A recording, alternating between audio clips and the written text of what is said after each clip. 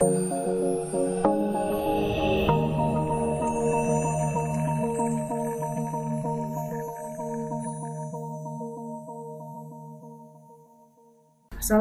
warahmatullahi wabarakatuh. Hari ini adalah pertemuan ke-14 dan hari ini kita akan mereview laporan penelitian yang Anda buat selama hampir 13 minggu terakhir ini. Yang pertama yang akan dinilai dari hasil laporan penelitian yang Anda buat adalah template-nya. Perhatikan bahwa setiap karya ilmiah mempunyai struktur dan bentuk masing-masing sesuai kebutuhan dan tujuannya. Ada berbagai template sesuai dengan kebutuhannya seperti untuk proposal, untuk laporan penelitian, untuk skripsi, tesis atau disertasi maupun untuk makalah. Kemudian pada materi Anda semester ini, di akhir semester ini, saya berikan template untuk laporan penelitian dan template ini akan sedikit berbeda dengan template proposal yang Anda buat pada tengah semester lalu.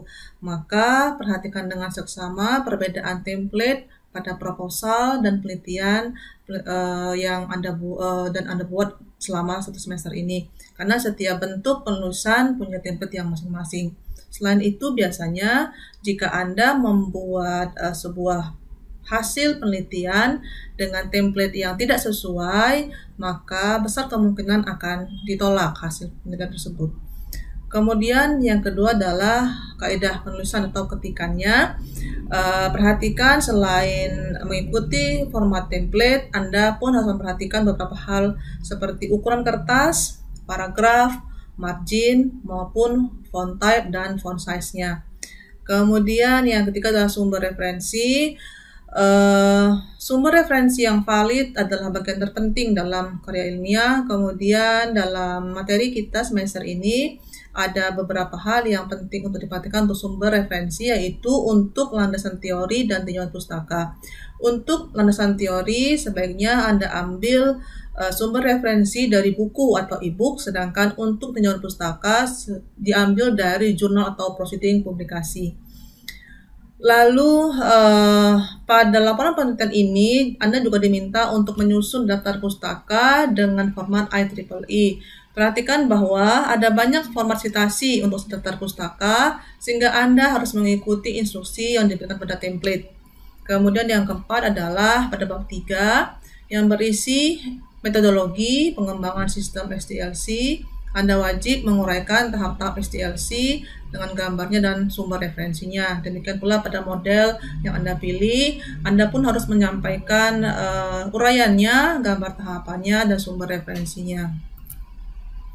Kemudian gambar yang Anda ambil sebaiknya adalah gambar yang Anda buat ulang dan bukan gambar yang Anda copy paste langsung dari website atau dari blog, karena bisa saja gambar itu adalah gambar yang mempunyai hak cipta dan menggunakan sebuah gambar dengan hak cipta adalah sebuah pelanggaran. Kemudian plagiat ya. Perhatikan bahwa tetap saja setiap hasil penelitian harus menghindari plagiat dalam segala bentuknya. Kemudian daya tariknya, jadi Anda harus membuat judul dari awal proposal kemarin sampai sekarang. Buatlah judul proposal atau judul penelitian yang menarik sehingga orang akan tertarik untuk memperhatikan lebih jauh hasil penelitian Anda. Kemudian cara menyampaikan ide, Anda harus menyampaikan ide dengan cara yang menarik sehingga lebih mudah bagi orang lain untuk memahami apa yang ingin Anda sampaikan, apa hasilnya, dan orang akan yakin bahwa hasil yang Anda sampaikan adalah hasil yang berharga untuk dipelajari. Kemudian secara umum hasil penelitian yang menarik yang diawali dengan judul yang menarik dan cara menyampaikan ide yang menarik pula, maka hasil penelitian Anda kemungkinan besar akan disitasi oleh peneliti lain. Jika penelitian tersebut dipublikasikan di jurnal atau di proceeding, maka setiap kali penelitian Anda disitasi atau disitasi oleh peneliti lain, maka akan dihitung sebagai sebuah kum yang dihitung otomatis oleh Google Scholar atau Google Cendekia.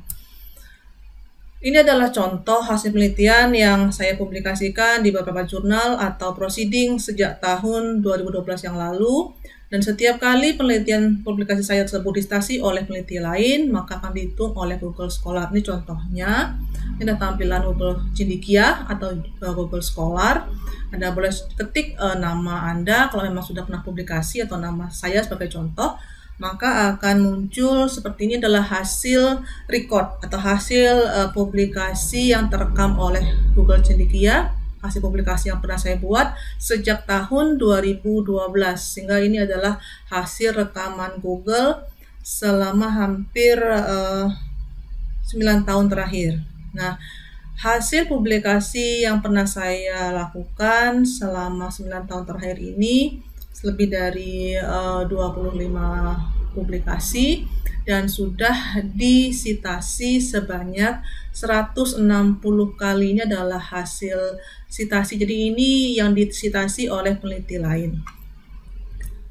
Nah, ini adalah detail profilnya.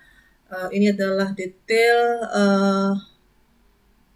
record yang dilakukan oleh Google Cendekia terhadap hasil penelitian saya sudah dipublikasi, berapa banyak hasil publikasinya, yang sudah dititasi berapa. Ini adalah bentuk grafiknya per tahun.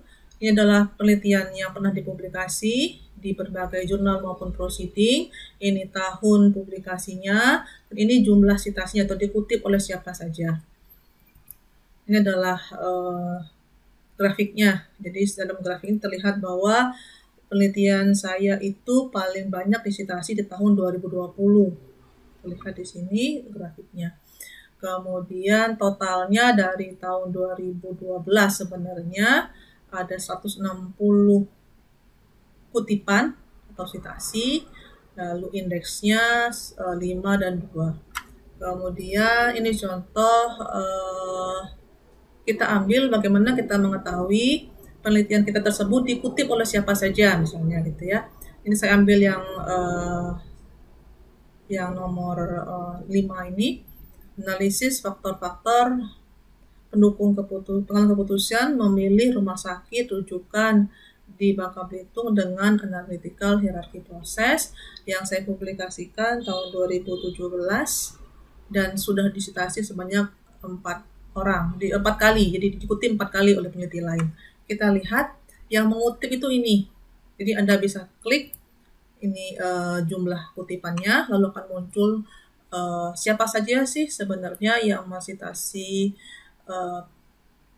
penelitian ini. Terlihat nanti siapa saja detailnya, dari mana, kapan disitasi, diberikan hasil recordnya oleh Google Cendekia atau Google Scholar.